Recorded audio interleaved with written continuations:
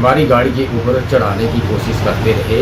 दिनांक 19-20-3-2025 की रात को ये लकड़ी पकड़ी गई है ट्राले के साथ। 19-20 मार्च को। मार्च। अगर हथियार ही ना हो तो वो किस तरीके से अपनी रक्षा सुरक्षा कर पाएंगे। नमस्कार, अंतरिम भारत मीडिया में आपका एक बार फिर से स्वागत है।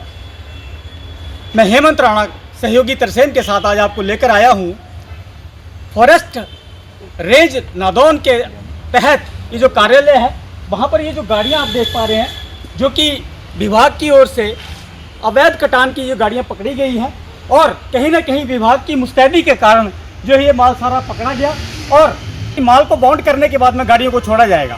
तो हम ये सारी जानकारी के लिए हमारे साथ सुरेश कुमार जो आरओ हैं यहाँ के, उनसे सारी की सारी जानकारी लेंगे। तो क्या कहना चाहेंगे इस विषय पे सर आप? सर, दिनांक 18-10-2025 को एक सूचना मिली थी करावर बीट की कि एक ट्राला जो है वो बिना अनुमति से मलकीती भूमि का बालन लेकर परिवहन किया जा रहा है। जब हम वहाँ पर मौके पर पहुँचे तो ट्राला को हमने देखा और रोका उसको और उसकी छानबीन शुरू की और उसे ट्राला ड्राइवर से बालन परिवहन करने के कागजात मांगे तो वो कुछ भी नहीं दिखा सका। अच्छा।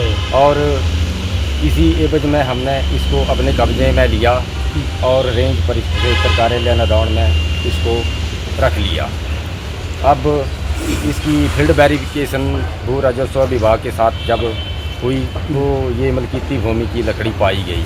मलकीती भूमि में बिना अनुमति से काटने पर भी एक हमने क्षतिपूर्ति डैमेज रिपोर्ट आज काट दी है, बिना अनुमति से पेड़ों को काटने की। और बिना अनुमति से ट्राले में परिवहन करने के लिए इसकी एक डैमेज रिपोर्ट 5,000 रुपया इसके ऊपर पेनल्टी डालकर इसकी भी डैमेज रिपोर्ट काट दी है और आज इसको रिलीज़ किया जा रहा है बालन के साथ। और कुछ लकड़ी शेष पड़ी थी उस जगह पर जो अभी इन्होंने ट्राले में डालनी थी, जो कि परिवहन करने से बच गई थी। उस लकड़ी को भी हमने उठाकर अपने कब्जे में लेकर ट्रैक्टर हायर करके उस लकड़ी को अपने कब्जे में लेकर वन परिक्षेत्र कार्यालय के प्रांगण में ले आए हैं। वो लकड़ी रिलीज़ नहीं अभी तक की जा रही है। ये जो 5,000 डाल दिया ना सर, ये बिना अनुमति से परिवहन करने का और मलकीती भूमि की थी वो लकड़ी ना, इसलिए रिलीज की जा रही है। तो 2 ऑफेंस हुए ना इसका, आपके कहने के अनुसार 2 ऑफेंस हुए ना। एक तो मलकीती भूमि में से बिना परमिशन के पेड़ और दूसरा ये कि बिना परमिशन के ट्रांसपोर्ट करने के लिए। हाँ, इसकी 2 डैमेज रिपोर्ट काटी। 2 डैमेज रिपोर्ट। हाँ जी, एक पे पेनल्टी लगी 1,000 रुपये की और दूसरी पे ट्राले के ऊपर बिना परमिशन के परिवहन करने की 5,000 की पेनल्टी लगी। ठीक है। हम देख पा रहे हैं कि काफ़ी तरीके से जो लकड़ी यहाँ रखी हुई है, शायद कुछ जो लकड़ी आपने जो अपने कब्जे में भी ली होगी वही लकड़ी शायद हम वो भी देखेंगे। लेकिन उससे पहले हम जानने की कोशिश करेंगे कि 2 तरीके की डैमेज रिपोर्ट करने के बाद में ये ट्राला रिलीज़ किया जा रहा है। आखिर जो मलकीती भूमि में से लकड़ी काटी जाती है, क्या उसके ऊपर भी जो अवैध माना जाता है उसको भी अनऑथराइज माना जाता है, बिना अनुमति से अवैध नहीं बोल सकते। या कि कोई स्पेशल लकड़ियाँ होती है या कोई भी लकड़ी काटने से? कोई भी लकड़ी काटने से सर। अच्छा। जब बेचने की बात आती है तो कोई भी लकड़ी काटने की उसके ऊपर विभागीय कार्रवाई की जाती है। अगर घर के काम के लिए कोई व्यक्ति काट रहा है तो इसके लिए 5 पेड़ जो हैं वो अलाउ हैं, लेकिन 5 से ज़्यादा काटने हो घर के काम के लिए तो विभाग से परमिशन लेना पड़ती है। लेकिन ये तो बेचने के पर्पज़ से कर रहे थे इसको ना जी, इसलिए इसको पेनल्टी ज़्यादा पड़ी। अवैध कटान करने वाले लोग हैं, उनके ऊपर इतना अंकुश होने के बावजूद भी आखिर कैसे ये अपने कार्यों को जो है अंजाम दे पा रहे हैं, थोड़ा सा आप इसके बारे में बताएंगे? एक तो सर यहाँ पे वन परिक्षेत्र नादौन में 14 पोस्टें गार्ड की हैं, जिनमें से 8 पोस्टें जो है गार्ड की वो खाली पड़ी हुई हैं। यहाँ पर मौजूदा गार्ड जो हैं वो 6 ही हैं, जबकि पोस्टें 14 हैं। इस वजह से भी थोड़ा विभागीय कामों को नियमित रूप से चलाने में थोड़ी परेशानी का सामना करना पड़ रहा है। मैं ये जानना चाहूँगा आरओ साहब कि कई पड़ाव से ये लकड़ी जो बेची जाती है तो कई पड़ाव से होकर के गुजरती है, क्या कि एक जो अधिकारी हैं उसी वन क्षेत्र के वही के जिम्मेवार हैं या और भी अधिकारी रास्ते में कहीं जा रही हो, या कि पुलिस अधिकारी, या कि बॉर्डर पार करना है वहाँ पे भी अधिकारी बन के होते हैं, तो वहाँ तक कैसे पार हो जाता है ये? इसकी सारी जिम्मेवारी वहाँ की है जहाँ पे ये लकड़ी काटी गई है। अच्छा। लेकिन यदि कोई रास्ते में कोई चेक पोस्ट आती है जिससे उस लकड़ी को निकालना होता है, व्हीकल को निकालना होता है, वहाँ पर उनकी भी जिम्मेवारी होती है कि वो ऐसे अवैध रूप से किसी व्हीकल को जाने न दे आगे। जी जी। तो ये लकड़ी क्या अपने हिमाचल में ही बेची जाती है या कि बाहर भी कहीं ले जाया जाता है इसको? हिमाचल में भी बेची जाती है और बाहर भी बेची जाती है सर। अच्छा। हाँ, एक गांव से दूसरे गांव में घरेलू काम के लिए भी बेचा जाता है। वो छोटा ऑफेंस है, लेकिन जो बाहर पंजाब में ले जाते हैं वो बड़ा ऑफेंस है। तो ये कौन कौन से पेड़ों की लकड़ी जो आप कह सकते हैं कि जो अवैध तरीके से काटी गई है, आप बता सकते हैं थोड़ा, जो बेची जाए?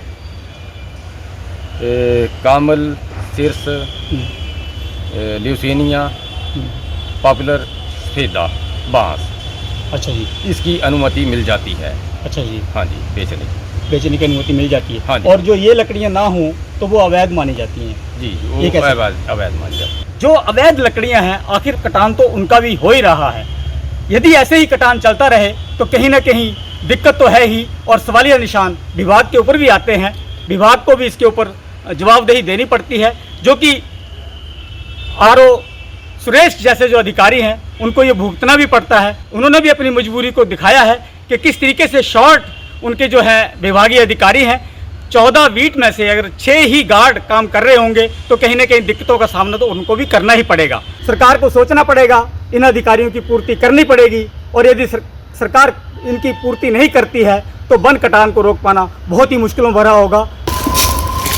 ये सर जो खतरनाक पेड़ होते हैं मकान के ऊपर, दुकान के ऊपर या किसी सरकारी इमारत के ऊपर, वो वाले पेड़ हैं, ये अनुमति से कटे हुए। अच्छा, ये अनुमति से कटे हुए हैं? हाँ जी, बिल्कुल। ठीक है।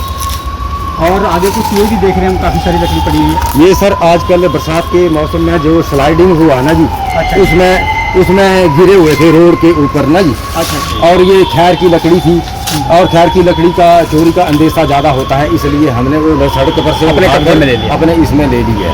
तो कहा जा सकता है कि ये जो लकड़ी है ये वैध रूप से काटी गई है, इसके ऊपर कोई ये वाली अवैध नहीं है सर, ये स्लाइडिंग में गिरी, स्लाइडिंग की लकड़ी है। हाँ जी। और ये जो है ये परमिशन से काटी गई है। परमिशन से। अच्छा, एक वो लकड़ी पड़ी है जो कि 2024 से आप बता रहे हैं। आरुष साहब, एक बात बताइए, जितनी पुरानी लकड़ी है अभी ये, आखिर आफ्टर ऑल सरकार का ये सामान है, तो इसका कोई ना कोई यूज होना चाहिए। सरकार ही या फिर सरकारी खजाना ही ताकि भर सके, ऐसा कोई प्रावधान नहीं है क्या? इसके लिए सर कोर्ट को परमिशन के लिए लिखा हुआ है। अच्छा। अभी कोर्ट से परमिशन नहीं आई है, जैसे ही परमिशन आ जाएगी तो इसको हम ऑक्शन कर देंगे।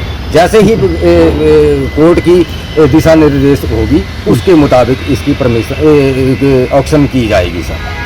और आरुष साहब, जो ये लकड़ी है, ये भी, इसकी भी क्या ऑक्शन ही होगी? इसकी भी ऑक्शन होनी है सर। इसका हम लिख रहे हैं, अभी ये थोड़ा टाइम हुआ है इसको आए हुए, इसकी ऑक्शन करनी है, इसका प्रोसीजर चला हुआ है, ऑक्शन के लिए लिख रहे हैं वो। अच्छा, ऑक्शन के बाद में जो ये ठेकेदार लोग ऑक्शन करते हैं इसकी, फिर वो अपने ठेकेदार लेते हैं। हाँ, अपने यूज के लिए, अपने यूज के लिए लेते हैं। इसका ट्रांसपोर्टेशन वगैरह सब बनता है? ट्रांसपोर्ट जैसे ही ऑक्शन मिल जाएगी, ऊपर से अप्रूव हो जाएगी, उसको फिर परमिट बनाया जाएगा। हाँ जी, हाँ जी। दिनांक 19-20-3-2025 की रात को ये लकड़ी पकड़ी गई है ट्राले के साथ। 19-20 मार्च को? मार्च, हाँ जी, हाँ जी, आधी रात को सर। आप देख पा रहे हैं कि ये ट्राला एक जो खड़ा हुआ है बिना नंबर के, कोई नंबर प्लेट नहीं है। हालांकि अगली तरफ भी हम देखेंगे, कोशिश करेंगे कि शायद अगली तरफ नंबर कोई लगाया हो, लेकिन ज़्यादातर भी RO साहब ने बताया कि इस तरीके की ही व्हीकल को यूज़ करके वन काटू जो है अपने काम को अंजाम देते हैं। और किसी भी तरीके से जो है नंबर ना होने के बाद रात को ये जब गाड़ियाँ निकलती हैं तो कहीं ना कहीं अधिकारियों की भी चपेट में आने से बच जाती हैं। और ये जो गाड़ी है, इसमें बताया जा रहा है कि 19 और 20 मार्च सन 2025 को इसमें जो है आप देख सकते हैं कि इसके अंदर जो खैर के मोछे रखे हुए हैं, कहीं ना कहीं ये सरकारी भूमि में से काटा हुआ खैर है, जो कि यहाँ पर अपने कब्जे में लेके विभाग के अधिकारियों ने, इसका भी शायद कोर्ट केस चला हो, शायद कोर्ट केस चला है सर, इसका भी कोर्ट केस चला है। हाँ जी। हाँ, तो कहीं ना कहीं अभी आप देख सकते हैं कि ये भी जो है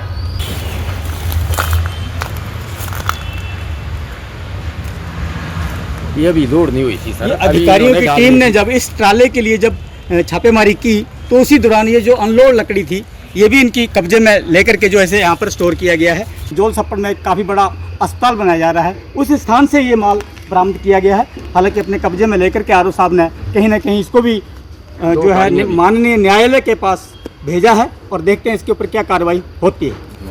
साथ में बताया जा रहा है कि 2 कार भी अपने कब्जे में लेकर के, जो कि शायद उन्हीं लोगों की थी जो कि इस मामले को अंजाम दे रहे थे, उनको भी कब्जे में लेकर के जो है उसको फिर वो पुलिस स्टेशन हमीरपुर में पुलिस को अभी भी हैंडओवर है? करी थी और रिलीज हो गई। रिलीज़ हो गई। हाँ जी, बेल बाउंड पे। इतनी ज़्यादा टिपिकल कानूनी पेचीदगियों के बीच में भी बनकाटू ना जाने कैसे इन कामों को अंजाम देते हैं, फिर भी ये काम चले रहते हैं और विभाग अपने तरीके से काम करता रहता है। लेकिन यदि विभाग की भी कोताही अगर इसमें कहें कुछ अधिकारियों द्वारा, तो मानी जा सकती है, क्योंकि उन्हीं की वजह से जो एक ईमानदार अधिकारी होता है वो भी कहीं ना कहीं लपेटे में आता है और बनकाटू अपने काम को अंजाम देते रहते हैं। जनाब, कुछ प्रश्न चिन्ह बनते हैं इस बात पे कि जैसे आपने बताया कि कुछ लकड़ियां जो हैं कई सालों से यहाँ पड़ी थी, लेकिन फिर भी उनका जो है ऑक्शन नहीं हो सका। क्या कारण रहता है ऐसा कि जो ऑक्शन करने में भी इतनी कोताही बरती जाती है? क्योंकि वो पैसा सरकारी खजाने में जाना होता है, कहीं ना कहीं सरकार की प्रॉपर्टी होती है,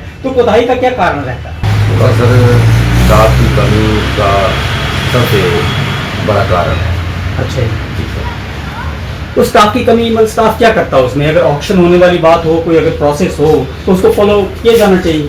इसमें सर रिपोर्टिंग का बड़ा लंबा प्रोसीजर है। अच्छा, रिपोर्टिंग का हाँ जी, हाँ जी, ऊपर तक जाती है, पहले अप्रूवल के लिए जाएगा और अप्रूवल होके आएगा, फिर तब ऑप्शन का डिसाइड करेंगे। हाँ जी, मतलब पेचीदगियाँ कह सकते हैं आप, हाँ जी। इसमें काफ़ी कुछ कुछ। कोर्ट केस के मामले तो कोर्ट से परमिशन लेना पड़ती है। तो कहीं ना कहीं पेचीदगियाँ बताते हुए बड़ी मेन बात सामने आ रही है कि अधिकारियों का होना बहुत ज़रूरी है। हालांकि आरओ साहब जिस सीट पे अभी विराजमान हैं, उनके पास एडिशनल चार्ज है यहाँ का, क्योंकि यहाँ पर आरओ की सीट अभी फिलहाल खाली है। तो उसी एडिशनल चार्ज पे जो है आरओ सुरेश जी इस वक्त एडिशनल के तौर पे कार्य करते हुए अपने काम को अंजाम दे पा रहे हैं, और जो कि एक बड़ी विडंबना की बात आप कह सकते हैं कि बहुत ही एक महत्वपूर्ण ये सीट है और उसके ऊपर एडिशनल तौर पे कार्य करना भी कहीं ना कहीं अपने आप में पेचीदा है।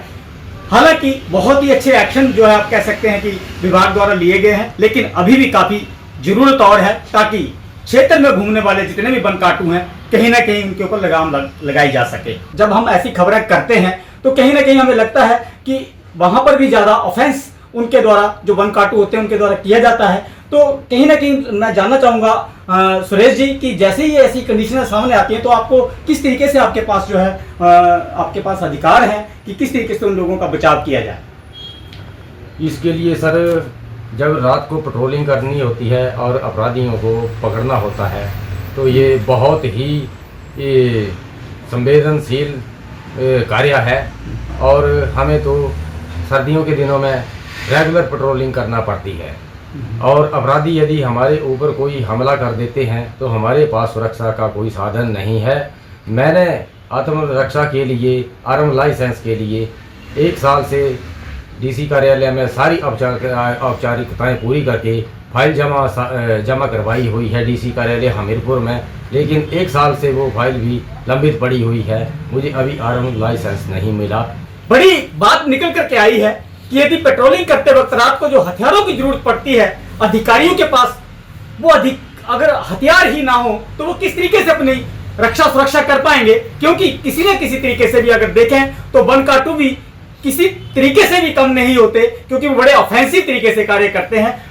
हम ये जानना चाहेंगे कि जिस तरीके से आप ये बताया है सुरेश जी ने कि भाई उन्होंने अप्लाई किया था लेकिन उनकी फाइल लटकी रह गई, ये फाइल लटकना एक बड़ी विडंबना है कि आखिर क्यों नहीं अधिकारियों को ये जो हथियार दिए जाते हैं ताकि वो लोग अपनी सुरक्षा में वो उसको काम को ले सकें, उन हथियारों का यूज कर सकें, प्रयोग कर सकें। लेकिन उसके बावजूद भी यदि उनको हथियार नहीं मिल पा रहे हैं तो कहीं ना कहीं ये सरकार की ओर से बड़ी विडंबना है। हमारी सरकार से, माननीय मुख्यमंत्री सुखविंदर सिंह सुक्खू जी से भी गुजारिश है कि वो इस ओर तवज्जो दें ताकि अधिकारियों को हथियार मिलें और वो गैर कानूनी तरीके से अगर जो कार्य कर रहे लोग हैं उनको पकड़ सकें।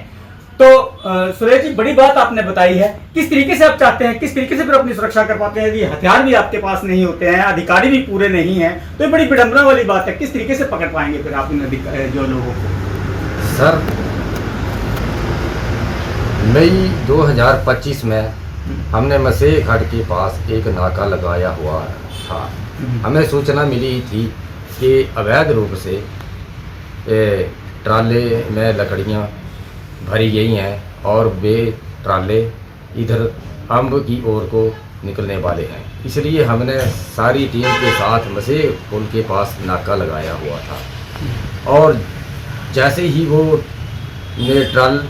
ट्राले 2 ट्राले वहाँ पर पुल पर नाके के पास पहुँचे तो उन्होंने पहले से ज़्यादा स्पीड में वो गाड़ियाँ निकाली और हम अगर रोड से हटते नहीं तो उनको हमारे ऊपर गाड़ियाँ चढ़ा देते और हमने जब उनका पीछा किया अपनी गाड़ियों में उनसे ओवरटेक करना लगे तो वो साइड मार के हमारी गाड़ी के ऊपर चढ़ाने की कोशिश करते रहे। लेकिन आगे कूना मोड़ के पास जब चढ़ाई हुई और चढ़ाई शुरू हुई तो वे उन गाड़ियों की गति 2 गाड़ियों की गति थोड़ी धीमी हुई और हम उन गाड़ियों को ओवरटेक करने के लिए कामयाब हो गए चढ़ाई में। यदि चढ़ाई ना होती तो वो गाड़ियाँ पकड़ना बिल्कुल मुश्किल हो जाती और चढ़ाई में वो गाड़ियाँ पकड़ने उनकी गाड़ी गति धीमी होने की वजह से हमने अपने कब्जे में ले ली और बनी परिक्षेत्र कार्यालय नदाउन के प्रांगण में खड़ी कर दी और उनके ऊपर विभागीय कानूनी कार्रवाई की। आरओ साहब ने जो अपनी एक बात बताई है दिखाती है कि किस तरीके से जूझना पड़ता है इन लोगों से, क्योंकि ये लोग हर एक तरीके से संपन्न होते हैं और हर एक तरीके से जो है अपने इलीगल कार्यों को करने के लिए कभी भी पीछे नहीं हटते और अधिकारियों को दिक्कतों का सामना करना पड़ता है। लिहाजा यदि सरकार की ओर से अधिकारियों की पूरी टीम यदि तैनात हो और उनको जो चाहिए उनको हथियार उनकी भी अभी स्वीकृति दी जाए और भी मुस्तैदी से कार्य हो सकता है। वन काटों के ऊपर अच्छे से नकेल कसी जा सकती है ताकि वन काटू ऐसे कार्यों को करने में ऐसा कार्य करने का दुस्साहस ना कर सके। तो धन्यवाद सहित मैं हेमंत राणा अंतरिम भारत मीडिया के लिए सहयोगी तरसेम के साथ नादौन से।